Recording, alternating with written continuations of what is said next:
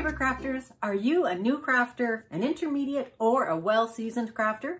You are going to love coming to our 7th stamping staycation this spring.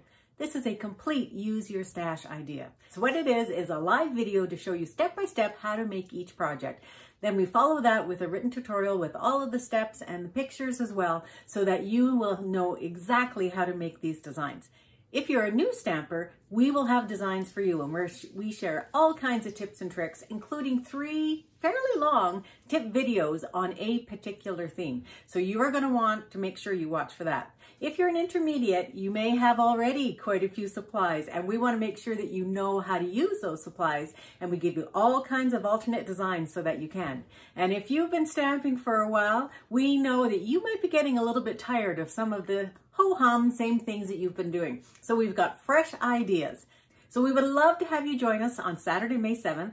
Now, what if you can't watch it that day? We record everything and we send it to you right away so that you're able to watch it whenever you want, and you get lifetime access. So there's no reason to say no.